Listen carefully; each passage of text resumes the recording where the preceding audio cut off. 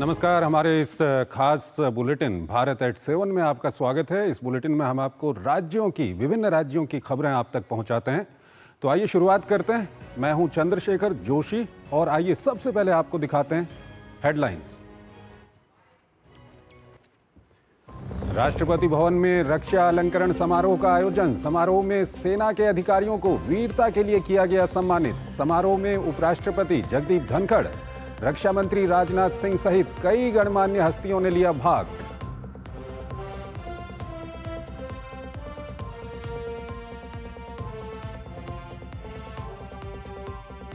Microsoft के server में आई तकनीकी खराबी, दुनिया भर में हवाई यातायात सहित कई सेवाएं बाधित। इंडिगो, अकासा एयर और स्पाइस जेट की सेवाओं पर असर।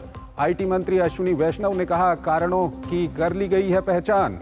एनआईसी नेटवर्क पर कोई प्रभाव नहीं।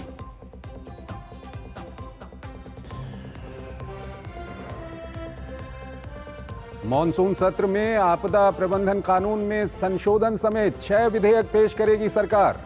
23 जुलाई को पेश होगा केंद्रीय बजट।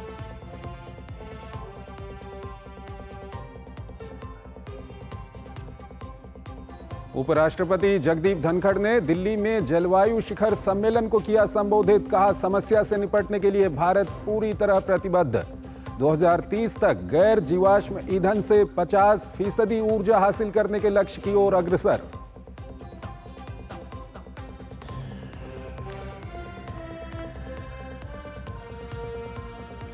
यूपीएससी ने प्रशिक्षु आईएएस अधिकारी पूजा खेड़कर के खिलाफ कार्रवाई की। एफआईआर दर्ज कर चलाया जाएगा आपराधिक मुकदमा।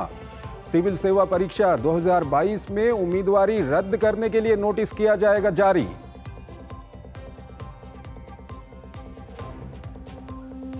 विदेश मंत्रालय की प्रेस वार्ता। कहा, पीएम ने रूस में स्पष्ट कहा है कि युद्ध किसी भी समस्या का समाधान नहीं। साथ ही कहा, बांग्लादेश के प्रदर्शन पर भारत की नजर। बांग्लादेश में सभी 8,500 भारतीय छात्र सुरक्षित।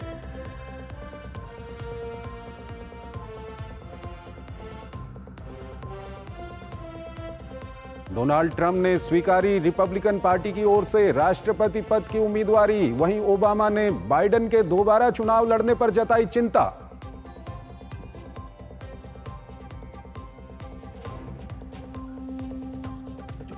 और खेलो इंडिया राइजिंग टैलेंट आइडेंटिफिकेशन कीर्ति पहल के दूसरे चरण का शुभारंभ। पहले 100 दिन में गांव से लेकर शहर के 1 लाख युवाओं की प्रतिभा की होगी पहचान।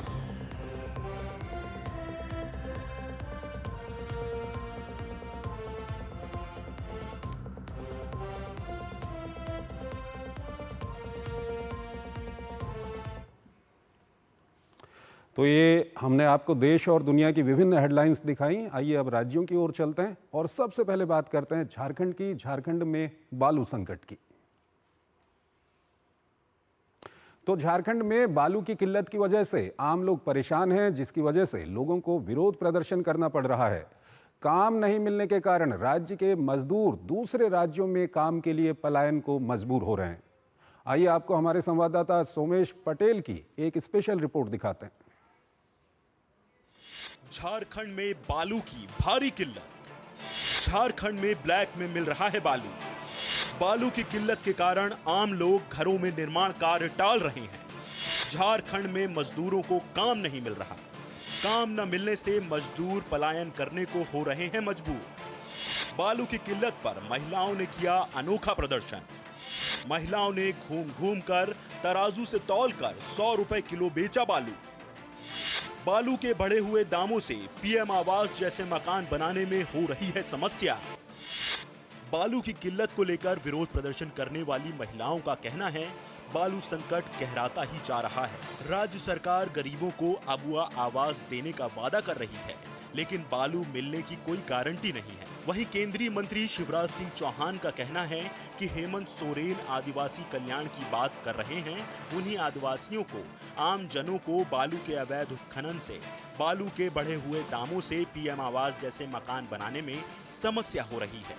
हालत ये है कि बाल्टी में बालू बेची जा रही है। ये मैं नहीं कह रहा, यहाँ के अखबारों में ही खबरें छप रही है महिलाओं ने घूम घूम कर 100 रुपया किलो बालू बेचा। ये यहाँ के अखबार में ही मैंने देखा।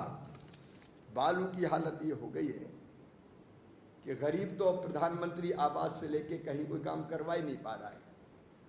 आज मध्यम वर्ग की भी हिम्मत नहीं है कि वो अपना मकान बना सके। तराजू से तौलकर बालू बिक रही है। हेमंत जी को जवाब देना पड़ेगा।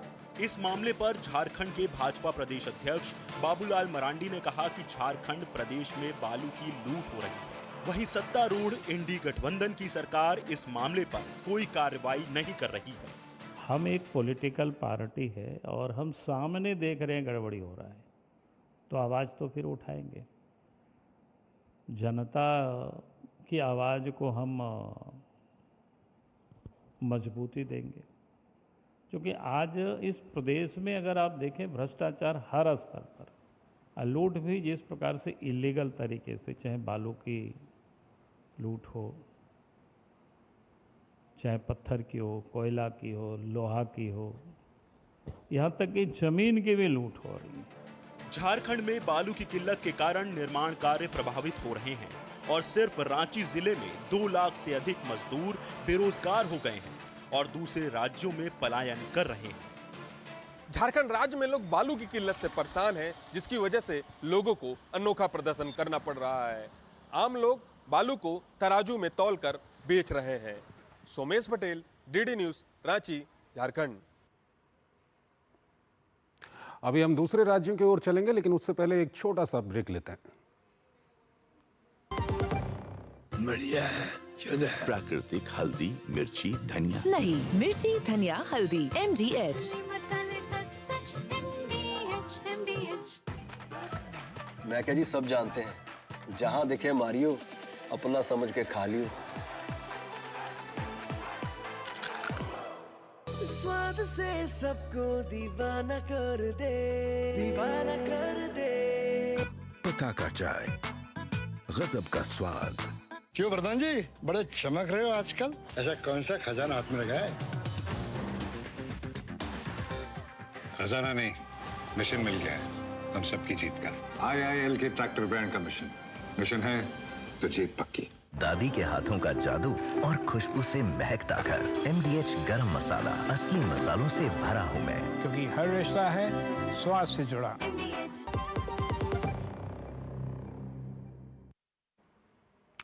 स्वागत है आपका ब्रेक के बाद, और आइए अब आपको लिए चलते हैं पश्चिम बंगाल की ओर। पश्चिम बंगाल में महिलाओं पर अत्याचार को लेकर वहां पर क्या कुछ हो रहा है, ये हम आपको बताएंगे। पश्चिम बंगाल में महिलाओं पर अत्याचार रुकने का नाम नहीं ले रहा है। सोशल मीडिया में एक और वीडियो वायरल हो रहा है जिसमें सजा के तौर पर बेरहमी से एक महिला के बाल काटे जा रहे हैं। इस घटना के बाद भाजपा TMC पर हमलावर हो गई है। देखिए कोलकाता से प्रसन्नजीत बख्शी की ये रिपोर्ट। बंगाल में थम नहीं रहा महिलाओं पर अत्याचार। एक और हैरान कर देने वाला वीडियो आया सामने। बंगाल में महिलाओं पर बढ़ते अत्याचार की कहानी को ये वीडियो कर रहा है बयां। बर्बरता और हैवानियत की हदें हुई पार। बंगाल में आए दिन महिलाओं पर अत्याचार के वीडियो आ रहे हैं सामने। पश्चिम बंगाल के 2 मजूर में महिलाओं के ऊपर बर्बर अत्याचार होने का सिलसिला थमने का नाम नहीं ले रहा। पहले 2 महिलाओं के साथ सरेआम मारपीट की घटनाओं का वीडियो वायरल होने के बाद अब फिर एक ऐसा ही मामला सामने आया है जिसमें बर्बरता और हैवानियत की हदों को शर्मनाक तरीके से पार कर दिया गया है। महिला को चोरी के आरोप में पकड़कर उसके साथ जमकर मारपीट करने के बाद सरेआम उसके सिर के बाल काट दिए गए। इस विभत्स घटना का वीडियो वायरल होने के बाद जमकर हंगामा मच गया है। वहीं विपक्षी दल भाजपा ने राज्य की कानून व्यवस्था पर सवाल उठाए हैं। पूरे बंगाल में एक के बाद एक ऐसी घटनाएं घट रही है। कूच बिहार से चालू होकर चोपड़ा से लेकर एक बालासत का भी वीडियो घूम रहा है। अलीपुर द्वार का तो एक नाबालिग के साथ सामूहिक बलात्कार का वीडियो है, घूम रहा है मार्केट में। क्या स्थिति हो गया स्टेट का। डोमजूर में ऐसी घटना घटी, एक के बाद एक घटनाएं घट रही है, लेकिन सरकार हाथ पे हाथ धरे हुए बैठी हुई है। मुझे लगता है जिस बंगाल का सपना हमारे पूर्वजों ने देखा था, ये बंगाल वैसा बंगाल नहीं है। वहीं इस घटना के बाद भाजपा टीएमसी पर हमलावर हो गई है। भाजपा नेता शहजाद पूनावाला ने कहा कि टीएमसी शासन में कूच बिहार से चोपड़ा, अरियादहा से 2 मजूर तक महिलाओं पर अत्याचार और शोषण जारी है।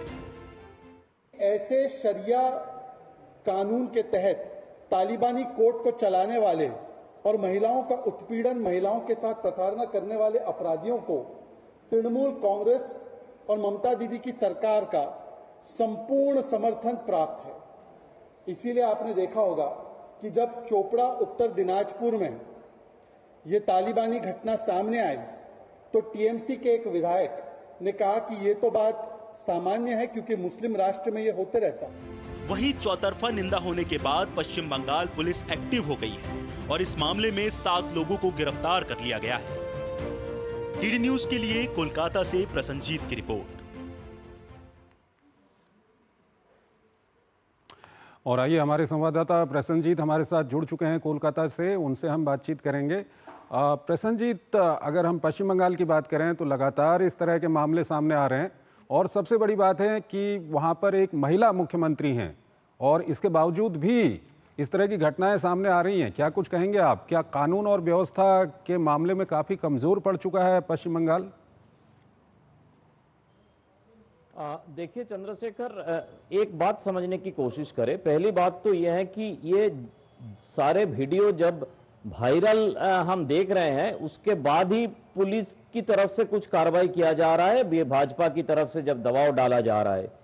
मतलब मैं ये कहना चाह रहा हूं कि पुलिस को पता नहीं है, ऐसा भी नहीं हो सकता है, या पुलिस इंतजार में है कौन सी वीडियो वायरल हो जाए, या जो लोग इस पीड़न का, इस उत्पीड़न का विक्टिम है वो अभी किसी ना किसी तरह से साहस करके ये सारे वीडियो वायरल करने की काम कर रहे हैं, जबकि उनको पता है कि अगर सीधा पुलिस के पास जाके इसके बारे में शिकायत दर्ज करने की कोशिश करे तो ऊपर से हमारी ऊपर पूरा उत्पीड़न आ जाएगा। तो ये 2-3 चीजें हो सकता है, नहीं तो ऐसा नहीं है कि अचानक आज ही इस तरह की महिला उत्पीड़न की घटना बंगाल में हो रहा है। इस तरह की पुराने वीडियो आने के बाद समझ में आ रहा है कि ऐसा होता ही जा रहा है पूरे बंगाल में, जो पुलिस की दबाव से और स्थानीय तृणमूल नेताओं के दबाव से दबा हुआ था, अब लोगों ने सोशल मीडिया का इस्तेमाल करके ये सारे वीडियो को वायरल करने के काम कर रहा है, जिससे कि उनकी ऊपर आंच ना आए, कम से कम राजनीति और पुलिस का उनकी ऊपर कोई दबाव ना आए। पहली बात तो ये। दूसरी बात है कि जो आप ये बार बार मैं हमारे दर्शकों को बताता हूं कि देश की एकमात्र महिला मुख्यमंत्री, देश की एकमात्र महिला मुख्यमंत्री, ये बोल के जो सहानुभूति हम ममता बनर्जी की तरफ दिखा रहे हैं, हमें यह सोचना चाहिए कि महिला मुख्यमंत्री की इस टैग के साथ उनको आइडेंटिफाई करना चाहिए, या सिर्फ मुख्यमंत्री के हिसाब से, या सिर्फ एक राजनेता के हिसाब से उनको उनका पहचान होनी चाहिए कि एक बाकी राजनेता, एक पुरुष राजनेता जितना हिंसक हो सकता है, जितना इस तरह की जो घटनाएं हैं उसकी तरफ वो सारे घटनाओं को नजरअंदाज करके अपना राजनीति कायम रख सकता है, हो सकता है यहाँ का मुख्यमंत्री भी वैसा ही है। हम उन्हें महिला मुख्यमंत्री बोल के थोड़ा सा सहानुभूति उनके ऊपर डाल रहे हैं। ये सहानुभूति डालने का कहां तक इसमें सच्चाई है, ये कहां तक ये जरूरी है, ये हमें शायद समझना चाहिए। चंद्रशेखर, शुक्रिया प्रसन्नजीत। लेकिन ये काफ़ी चिंता का विषय है पश्चिम बंगाल में, जहां पर एक महिला मुख्यमंत्री हैं और उसके बावजूद भी इस तरह की घटनाएं वहां पर सामने आ रही हैं। अगली खबर की ओर आपको लिए चलते हैं, आपको हम लिए चलते हैं उधमपुर की ओर। उधमपुर में बैगनी क्रांति, जम्मू कश्मीर के उधमपुर ज़िले के किसान भी अब लेवेंडर की खेती की ओर आकर्षित होने लगे हैं। इस ज़िले में कृषि क्षेत्र के लिए एक महत्वपूर्ण कदम उठाते हुए कृषि विभाग ने रामनगर तहसील के इंचा गांव में लगभग 5 लाख लेवेंडर के मदर प्लांट की सफलतापूर्वक खेती की है। लेवेंडर किसानों की आय बढ़ाने और उन्हें सशक्त करने में अहम भूमिका निभाने जा रहा है। आइए उधमपुर से एक खास रिपोर्ट आपको दिखाते हैं।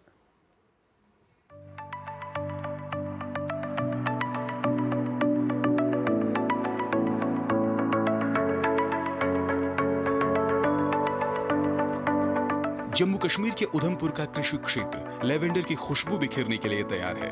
कृषि विभाग ने जम्मू और कश्मीर के उधमपुर जिले में तहसील रामनगर के इंचा गांव में 100 कनाल भूमि पर 5 लाख लेवेंडर मदर प्लांट की सफलतापूर्वक खेती की है। यह उधमपुर में पहली बार लेवेंडर की खेती है। यह उधमपुर में लेवेंडर की खेती की पहली पहल है, क्योंकि इस क्षेत्र की जलवायु और मिट्टी की संरचना इस सुगंधित पौधे के लिए उपयुक्त मानी गई है। इन मदर प्लांट को किसानों को वितरित किया जाएगा, जिससे उनको दोहरा लाभ मिलेगा। लेवेंडर की बड़ी मांग को देखते हुए किसानों की आय में बड़ा इजाफा होगा। वहीं दूसरी तरफ किसानों की आय में वृद्धि और बंदरों के आतंक से राहत मिलेगी, जिनकी इस क्षेत्र में बड़ी आबादी है, जो अक्सर मक्का जैसी फसलों को नुकसान पहुंचाते हैं। लेवेंडर की खेती को लेकर सरकार भी सक्रियता के साथ कार्य कर रही है। लेवेंडर को बढ़ावा देने वाली सरकारी योजनाओं के चलते स्थानीय महिला अंजू देवी लेवेंडर की खेती को महिलाओं की वित्तीय स्वतंत्रता के अवसर के रूप में देखती हैं। रामनगर के sub divisional magistrate Rafiq Ahmed Jalal lavender खेती के महत्व पर जोर देते हुए कहते हैं कि किसानों के वितरण के लिए 5 लाख पौधे वाली एक नर्सरी तैयार है। रफीक अहमद जलाल किसानों को पारंपरिक फसलों के इस आकर्षक विकल्प को अपनाने और बंदरों के आतंक से बचने के लिए प्रोत्साहित करते हैं। यहाँ देख के हमें बहुत खुशी हो रही है कि यहाँ इतनी अच्छी ये पनीरी लगी हुई है, फूल भी इनको निकल आए हैं। तो हम ये चाहते हैं कि आगे चल के जो मेरी माता बहनें हैं घर में बैठी हैं बेचारी, कोई काम नहीं है उनको, तो वो अपने घरों में ये लगाएं, अपने खेतों में ये लगाएं, तो घर बैठे भी वो सालाना 15-20 हज़ार तक कमा सकती हैं। जैसे मोदी जी बोल रहे हैं, जहाँ डॉक्टर जितेंद्र सिंह जी बोल रहे हैं कि हम महिलाओं को अपने पैरों पे खड़ा करेंगे, तो ये उनके लिए एक बहुत अच्छी स्कीम है। इन महिलाओं के लिए अपने पैरों पे खड़ा होने के लिए घर बैठे अपने इनकम का सोर्स से बना सकती हैं। वो जो भी इसमें इंटरेस्टेड हैं, जो भी हाई अल्टीट्यूड पे रहने वाले लोग हैं, किसान हैं, जहाँ पे बर्फ़बारी होती है, वो एग्रीकल्चर डिपार्टमेंट से संपर्क करें और इंचा के पास जो नर्सरी लगी है वहाँ से अपने प्लांट्स लेकर अपने खेतों में लगाकर उगाएं और ज़्यादा से ज़्यादा फ़ायदा उठाएं। उधमपुर की डिप्टी कमिश्नर सलोनी राय ने इस पहल को लेवेंडर के पौधों को बढ़ावा देने वाली बैंगनी क्रांति का हिस्सा बताया। सलोनी राय ने कहा कि 5 लाख और पौधे लगाए जाने की योजना के साथ ही अब उधमपुर एक सुगंधित केंद्र बनने के लिए तैयार है। इस पहल से किसान सशक्त बनेंगे और उनकी आय में वृद्धि होगी। सरकार का जो पर्पल रेवोल्यूशन का इनिशिएटिव है, उसमें उधमपुर ज़िले में भी प्लांटेशन किया जा रहा है लेवेंडर का, जिसमें हमने 100 कनाल ज़मीन आइडेंटिफाई करी है, जिसमें हमने लेवेंडर प्लांटेशन किया है। 5 लाख रूट स्टॉक तक प्लांट कर दिए गए हैं और आने वाले सितंबर में हम 5 लाख रूट स्टॉक्स और प्लांट भी करेंगे और लोगों को डिस्ट्रीब्यूट भी करेंगे। और इसमें जो जम्मू कश्मीर सरकार का HADP का प्रोग्राम चल रहा है, जिसमें फार्मर्स को बहुत सारे डोमेन्स में सब्सिडीज़ दी जा रही हैं, उसमें हम लैवेंडर प्लांटेशन को भी इंक्लूड करेंगे, ताकि जो फार्मर्स को इनकम डबल करने का भारत सरकार का विजन है, उसको हम अचीव कर पाएँ। Bureau report, DD news. एक छोटा सा ब्रेक लेते हैं यहाँ पर। लड़के वाली, भोली भाली, मेहनत वाली, नखरे वाली, असली लड़के वाली, ये तो बड़ी समझदार, बड़ी होशियार, MDH के साथ अब जुड़ते हैं। नई टेस्ट का असली taste, MDH ginger garlic test.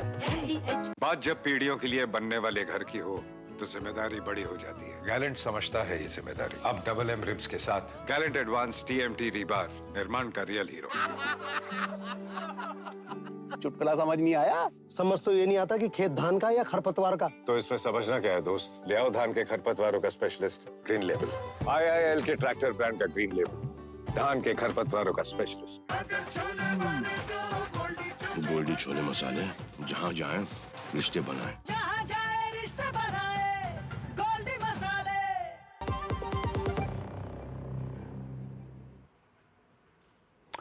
स्वागत है आपका ब्रेक के बाद। इस वक्त एक बड़ी खबर सामने आ रही है। गृह मंत्री अमित शाह ने IB के मल्टी एजेंसी सेंटर यानी कि MAC के कामकाज की समीक्षा के लिए सुरक्षा और कानून प्रवर्तन एजेंसियों के विभिन्न प्रमुखों के साथ एक उच्च स्तरीय बैठक की अध्यक्षता की। गृह मंत्री ने देश भर की सुरक्षा एजेंसियों के प्रमुखों को राष्ट्रीय सुरक्षा के प्रति संपूर्ण सरकारी दृष्टिकोण अपनाने का निर्देश दिया। केंद्रीय गृह मंत्री ने देश में उभरते सुरक्षा खतरे के परिदृश्य से निपटने के लिए आतंकी नेटवर्क और उनके सहायक इकोसिस्टम को खत्म करने के लिए सभी एजेंसियों के बीच अधिक तालमेल पर जोर दिया। प्रधानमंत्री नरेंद्र मोदी के नेतृत्व में MAC ढांचा अपनी पहुंच और प्रभावशीलता बढ़ाने के लिए एक प्रमुख तकनीकी और परिचालन सुधार से गुजरने के लिए तैयार है। तो इस वक्त की ये बड़ी खबर है, गृह मंत्री अमित शाह ने एक समीक्षा बैठक की है विभिन्न जो सुरक्षा एजेंसियां हैं उनकी। नीरज सिंह हमारे साथ जुड़े हुए हैं। नीरज, कितनी महत्वपूर्ण है ये समीक्षा बैठक?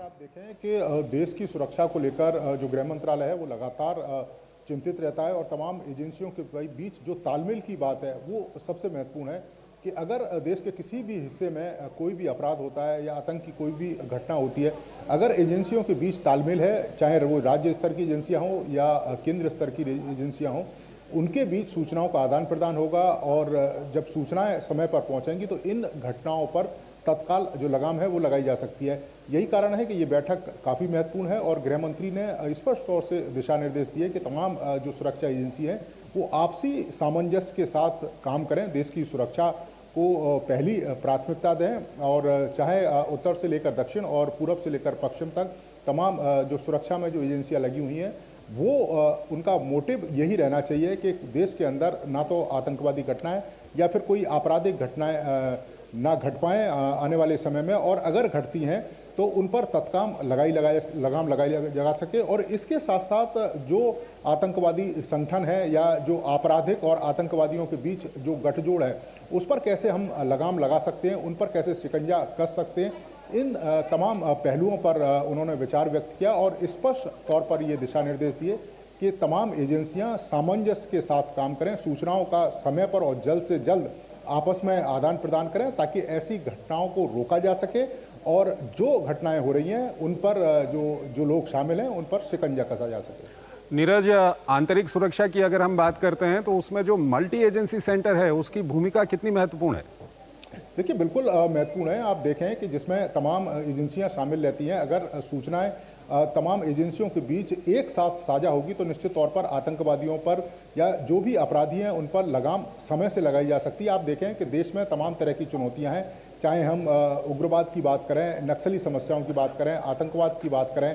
आपने देखा होगा एक नया जो गठजोड़ है जो खास तौर से जो गैंगस्टर और आतंकवादियों के बीच में है और वो एक बड़ी चुनौती है। आपने देखा होगा कि एनआईए लगातार उस पर कार्रवाई कर रही है। इस गठजोड़ को खुलासा भी एनआईए ने किया है कि किस तरह से आतंकवादी जो दूसरे देशों में बैठे हैं, पाकिस्तान में बैठे हैं और गैंगस्टरों के साथ एक गठजोड़ करते हैं और देश के अंदर तमाम तरह की घटनाएं या उगाही की घटनाएं या फिर कहें कि अब ड्रग्स का जो कारोबार है उसको संचालित कर रहे हैं ये गैंगस्टर, और उनमें कहीं ना कहीं आतंकवादियों की पीछे से भूमिका रहती है। यही कारण है कि ये जो बैठक है वो काफी महत्वपूर्ण है और यही कारण है कि तमाम तरह के दिशा निर्देश दिए ताकि इन घटनाओं पर लगाम लगाई जा सके और देश की सुरक्षा पहली प्राथमिकता रहे। बहुत बहुत शुक्रिया आपका नीरज सिंह, इन तमाम जानकारियों को हमारे दर्शकों तक पहुंचाने के लिए। और इसी के साथ हम अपने इस खास बुलेटिन को यहीं पर समाप्त करते हैं। नमस्कार।